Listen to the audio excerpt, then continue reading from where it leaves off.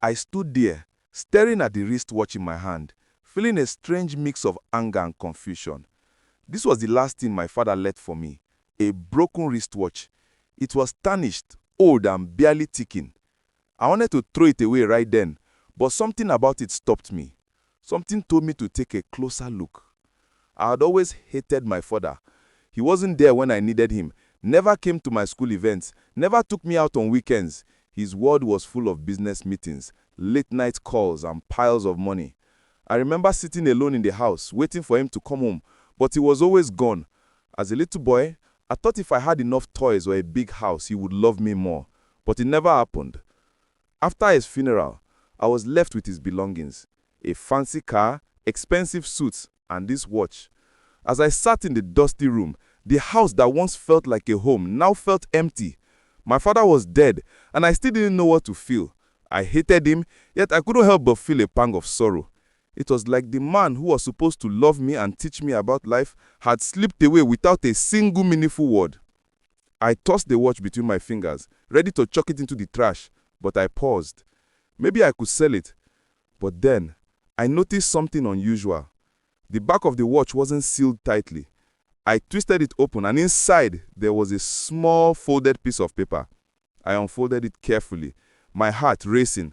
The handwriting was shaky, like it had been written by an old man who had too much regret in his life. The note said, "For Daniel, I built this life for you, but I lost what mattered most. I hope you understand one day." I felt my hands tremble as I held the note. My father, regretful? It didn't make sense. How could he, a man who worked day and night, a man who gave me everything money could buy, regret anything? If anything, he had built an empire, a legacy. But no, his regret was not about his work. It was about the one thing he had never given me, his time. For years, I resented him for not being there, for making me feel like I wasn't important enough to share his world with. The wealth he built meant nothing to me. I wanted him. I wanted his presence, his love, his attention. But all he gave me was a cold, empty house filled with money but no warmth. The note didn't give me answers. It only left me with more questions. How could he think I would ever understand? How could he think I would forgive him for what he did to our family? To me. But as I stood there holding that note, a part of me felt a twinge of something I couldn't explain. Could it be that I was starting to feel sorry for him? I sat down on the couch, the watch still in my hands, and closed my eyes. The memories came rushing back. My childhood was like a movie I had watched but never truly lived. I remember my mother's tired face, the way she tried to fill the gap my father left. I remember the silence at the dinner table, the empty seat where he should have been, the phone calls he missed, the promises he broke. All of that, all that anger came flooding back, and for the first time, I wondered if maybe just maybe, my father wasn't the only one to blame. I put the watch down on the table and stood up. I needed answers. I needed to know what he had been thinking, but no matter how much I searched, I would never be able to ask him. He was gone, and all I had was a broken wristwatch, a mote, and an ache in my chest that I couldn't ignore anymore. I couldn't shake the feeling that the note my father left behind was the key to understanding him. The anger I had carried for years felt like it was slowly turning into something else, something deeper. I needed answers, and the only person who could give them to me was my mother. I decided to visit her the next day. She still lived in the same small house where I had grown up, the one that was filled with memories of my childhood. The house looked just as it always had, but now it felt different, emptier. I walked through the front door, the familiar creaking of the floorboards greeting me as I entered. My mother was sitting in her favorite chair by the window, knitting something I couldn't see. Her face was as tired as I remembered, but her eyes were still sharp. She looked up when I walked in, a slow smile forming on her lips, but I could see the weariness in her eyes, the kind that comes from carrying a weight for too long. I sat down across from her, the silence hanging between us. For a while, we just stared at each other. I couldn't bring myself to speak, unsure of where to begin. But then, without warning, my mother asked the question I didn't want to answer. "You found the watch, didn't you?" I nodded, my throat tightening. I hadn't told her about the note yet, but somehow she already knew. She had always known more about my father than I ever could. I could see it in the way she looked at me, the way her eyes softened as she spoke. "He never meant to hurt you," she said quietly, but he didn't know how to stop. He thought if he made enough money, he could fix everything. He thought that was how he could love us. I felt the weight of her words settle over me. I had always believed my father's absence was a choice. I had believed he just didn't care enough. But hearing my mother speak about him, I began to see things differently. She told me stories of their early years together, of how they dreamed of a life filled with love and adventure. But somewhere along the line, his dreams of success overtook everything else. He started working longer hours, taking on more projects, more deals. And the more he worked, the further he drifted from his family. She spoke about how she tried to reach him, tried to remind him of what really mattered. But he couldn't hear her. His world was consumed by his ambition. My mother paused, her hand still stilling in her lap as she looked down at her knitting. "He was a good man, Daniel, but he didn't know how to balance everything, and he paid the price for it. So did we." I felt a knot in my stomach. I had always thought my father didn't care about me, but now, hearing my mother talk about him, I wasn't so sure. "You are doing the same thing, Daniel," she added softly, her voice laced with concern. "You have become him without even realizing it. The late nights, the endless meetings, the business deals, you are building the same empire he did, but at what cost?" Her words hit me like a slap on the face. It was true. I had been so focused on my work, on making money, on building something that would last. But in the process, I had become a stranger to my own family. My wife and kids were living in the same house, but I wasn't really there. I wasn't present. I was just like my father. I could feel the weight of my mother's words sinking in, and it terrified me. I had spent my entire life blaming my father for the way things turned out, but now I saw that I was walking down the same path. I had the same dreams, the same hunger for success, but at what cost? I stood up suddenly, the guilt overwhelming me. I didn't know what to say, didn't know how to make it right. My mother looked at me, her expression soft but firm. "You can still change, Daniel. It's not too late." As I left my mother's house, I felt a storm of emotions inside me. Anger, guilt, confusion, regret. But there was one thing I knew for sure. I couldn't keep living the way I had. If I didn't change, I would lose everything I had worked for, just like my father had. And that thought was more than I could bear. I got home late that evening, my mind still reeling from the conversation with my mother. Her words kept echoing in my head like a drumbeat I couldn't escape. I had become my father. In my pursuit for success, I had neglected the most important thing in life, my family. And now, I was paying the price for it. As I walked through the door, I could hear the sound of my children laughing in the living room. My wife was sitting on the couch, flipping through a magazine, but her eyes followed me as I entered. There was a moment of silence before she spoke. "You are home late again." Her voice calm, but with an edge I hadn't noticed before. I nodded, too tired to respond, and sat down next to her. The kids were still playing, but there was an unmistakable distance between us. I could feel it, the gap that had widened over the years. I hadn't been present, and now it was too late to undo the damage. "You are always working," she continued, her voice barely above a whisper.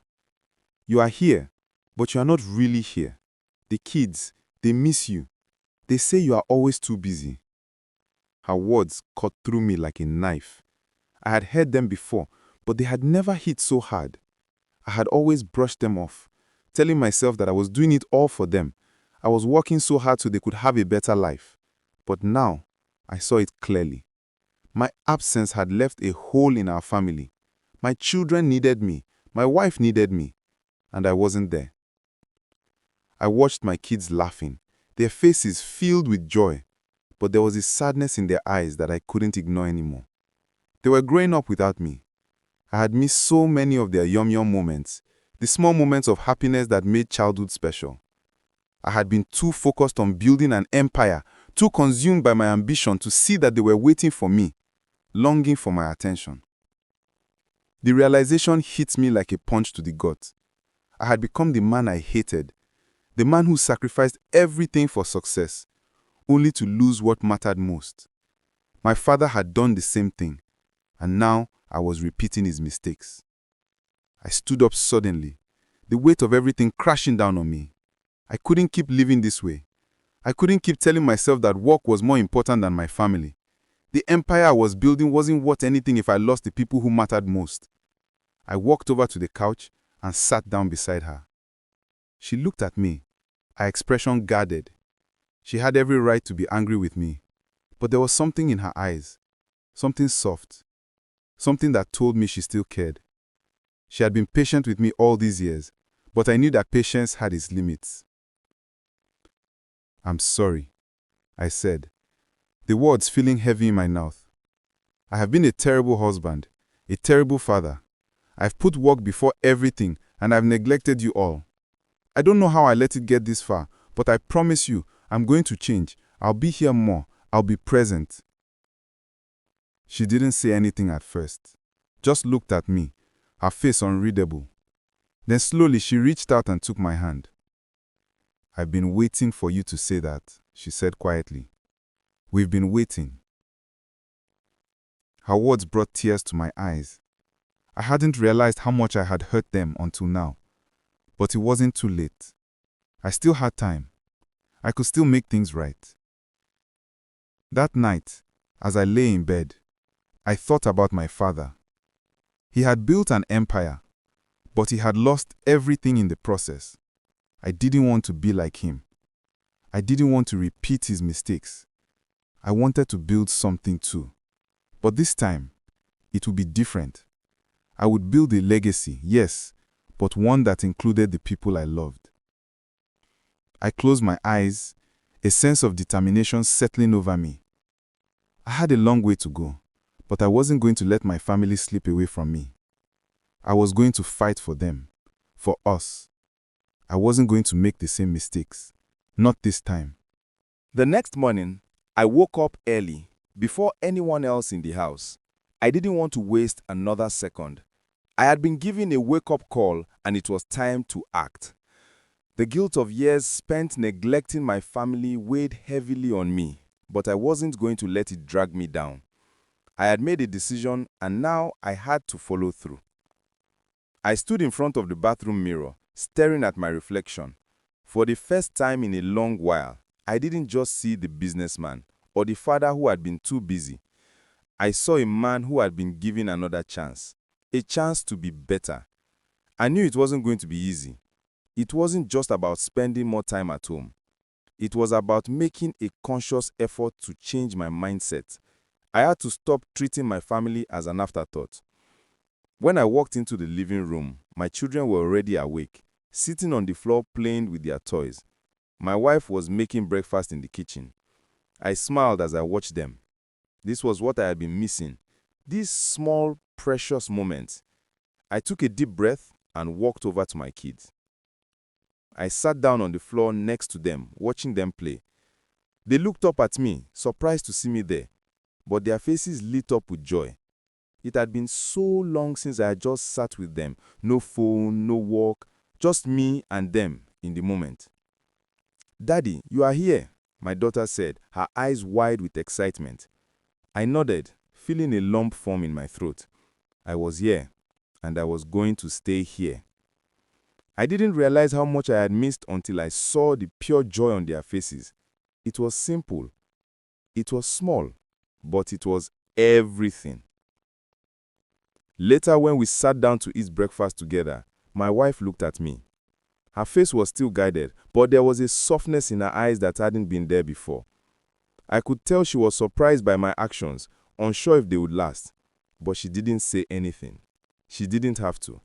I knew I had a long way to go to rebuild the trust that had been lost, but I was willing to work for it. After breakfast, I walked to my office to face the reality of my work life. I had a mountain of emails to go through, meetings to attend, and deadlines to meet. But as I sat at my desk, I felt different. For the first time, my work didn't feel like the most important thing in my life. My family did. I picked up the phone to cancel an upcoming business trip. I had been scheduled to leave for a week, but I knew I couldn't leave right now. My kids needed me. My wife needed me. I needed them. I went back to the living room where my family was spending time together. My children were playing and my wife was reading a book. I sat down beside her and took her hand. "I'm sorry," I said quietly. "I know I've been absent for far too long, but I'm here now. I want to be here for you, for all of us." She squeezed my hand, her expression still cautious but open. "I've missed you, Daniel. We've all missed you." The words hurt, but in a way, they were what I needed to hear. I had missed so much, but I still had time. It wasn't too late to fix what I broke. As the days went on, I kept my promise. I started leaving work at work, not letting it consume my thoughts when I was at home. I played with my kids. I spent time with my wife. I listened. I was present. It wasn't perfect, and I knew it wouldn't be, but it was a start. The change wasn't easy, and I stumbled along the way. There were days when I was tempted to slip back into old habits. But every time I felt the pull of work, I reminded myself of what mattered more: the people I loved, my family. As I lay in bed that night, exhausted but content, I thought about my father. I had finally begun to understand him. He had sacrificed so much for his success, but in the end, he had lost what mattered most. I wasn't going to make the same mistake. I wasn't going to let my family slip away. Not again. Tomorrow was a new day, and I was ready to live it differently. For the first time in a long time, I felt hopeful. Months had passed since I made the decision to change, but some nights I still found myself wrestling with the weight of what I had done and what I had almost lost. Life had slowed down, but not in the way I had imagined. The world around me still spun quickly, and the demands of work never seemed to end. But now, when I looked at my family, I saw something different in their eyes.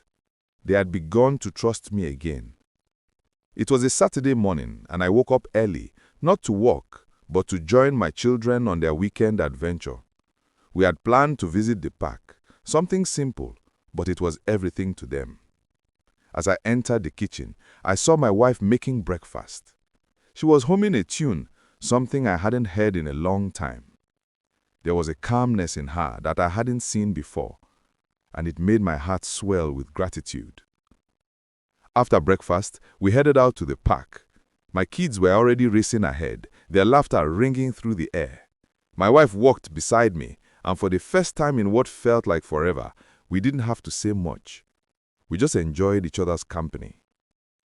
When we got to the park, I joined my kids in a game of tag. I wasn't just there in body, I was fully present. I laughed with them, let them climb on my back, and I even joined them on the swings, feeling the wind in my hair. For a moment, it was like time had stopped, and all that mattered was the joy we shared. Later that day, as we sat under a tree to rest, my daughter snuggled up to me. Her small hand held mine tightly, and she looked up to me with the most innocent, trusting eyes. "I love you, Daddy," she said, her voice soft and full of affection. "You're always here now." Her words hit me harder than I expected.